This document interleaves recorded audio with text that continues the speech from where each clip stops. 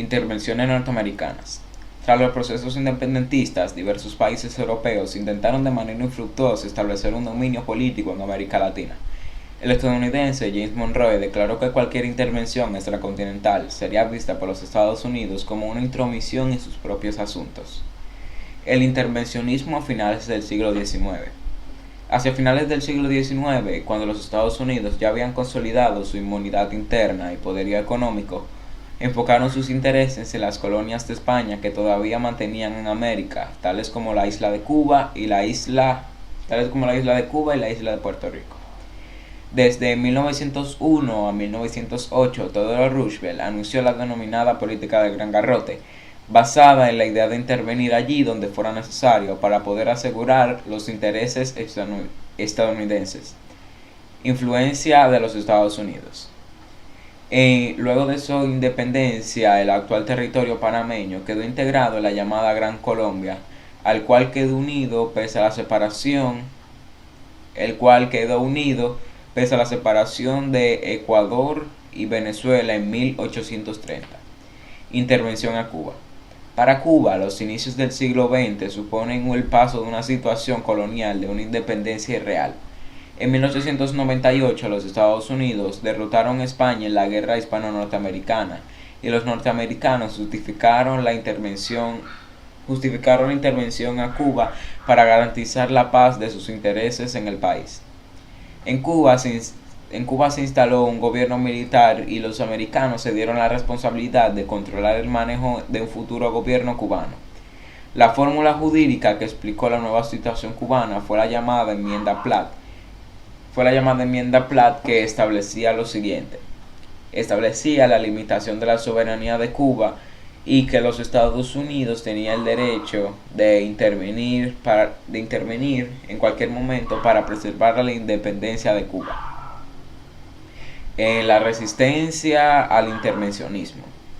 Resistencia al intervencionismo norteamericano. A pesar de las necesidades de cambios económicos y políticos que eran indispensables para poder superar la crisis latinoamericana, muchos grupos sociales se expusieron ante la presencia extranjera en sus territorios y sus intentos de intervenir en dichos sectores a inicios del siglo XX. El nacionalismo puertorriqueño. Desde los primeros años de ocupación militar, el pueblo puertorriqueño consideró positiva la presencia extranjera a la isla, pero tiempo después empezó a desarrollarse una conciencia nacionalista que promovía las ideas de independencia.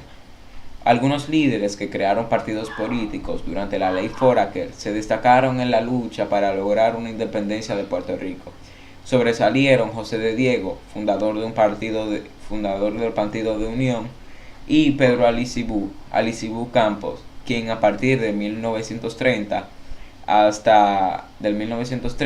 se volvió líder del Partido Nacional.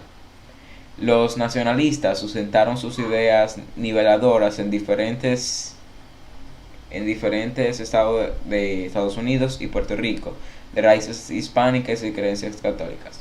En 1937 las actividades de oposición de dominio fueron reprimidas y algunos de sus líderes fueron apresados y asesinados, y a este hecho se le conoce como la masacre de Poncho. La oposición armada en Nicaragua. Tras la ocupación militar en Nicaragua en 1909, surgió un movimiento de oposición ante la presencia norteamericana. Esta lucha armada estuvo dirigida por Augusto César Sandino, un mestizo con sentimientos nacionalistas, así como una gran preocupación por la justicia social. Con el propósito de la soberanía nicaragüense, Sandino organizó un grupo de resistencia conocido como los Montañeses y fue designado general en el jefe del ejército liberal de Lázaro Gómez, con el propósito de luchar por la soberanía nicaragüense. En oposición haitiana a la ocupación. La presencia norteamericana en Haití perseguía la protección de intereses, tomando medidas que oprimían la soberanía de Haití. La ocupación nunca fue aceptada por el pueblo, provocando la resistencia por los intelectuales y los campesinos. Llevaba a cabo por los conocidos cacos, utilizando tácticas de guerrilla para poder luchar. Otras de las resistencias fue dirigida por Charlemagne Pelarte, quien tomó un grupo, quien tomó un grupo armado en el noroeste del país. Contó con los comerciantes ingleses y alemanes, y las medidas norteamericanas no les convenían, ya que tiempo después fue traicionado y asesinado. Oposición dominicana a la ocupación. El pueblo fue desarmado y limitado por el gobierno de intervención. Se crearon grupos de resistencia liderados por intelectuales y campesinos. La expansión azucarera y ganados generaban conflictos con los campesinos que resistían la ocupación de sus tierras. A estos grupos se les llamaron gavilleros.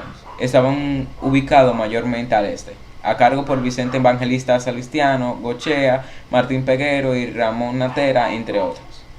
En 1920, un grupo de intelectuales dirigido por Emiliano Tejeda y Américo Lugo fundaron la Unión Nacional Dominicana, que consignaba ir por la simple depuración, antillanismo y antiimperialismo. El sentimiento antillano de la isla de integración y unidad surgió en el Caribe en el siglo XIX como un movimiento contra las actividades colonialistas que a partir de 1898 fueron cambiando. El surgimiento del antillanismo. El desarrollo del expansionismo estadounidense y la pérdida de la influencia española sobre el Caribe dieron el conocimiento antillanismo. Esto surge como un movimiento de unidad pantillano y anticolonialismo. Esta es una postura antiimperialista. Durante el siglo XIX, en el proceso de afianzamiento de identidad de las Antillas para las constantes migraciones, se formaron vínculos entre las Antillas de habla española. Compartían ideologías y expresiones culturales. Las élites pensantes de Cuba, liderada por José Martín y Máximo Gómez y Eugenio María de Hostos y Ramón Emeterio Betanázquez en Puerto Rico, impulsaron la idea de que por ser pequeños países con pocos recursos y limitaciones económicas, la única forma de garantizar la independencia y mantenerla era mediante una asociación política, económica y cultural entre ellos. El crecimiento de las potencias imperialistas amenazaban sus ideales. Con el surgimiento del antillanismo iniciaron los lazos de sociedad entre los hispanohablantes. Bases del antillanismo. Los principales dirigentes de los movimientos nacionales elaboraron conceptos acerca de la Unión Antillana. El antillanismo estuvo basado en una concepción nacional que buscaba la eliminación del colonialismo y la esclavitud, la separación definitiva de la metrópolis de Cuba y de Puerto Rico y la creación de una sociedad igualitaria.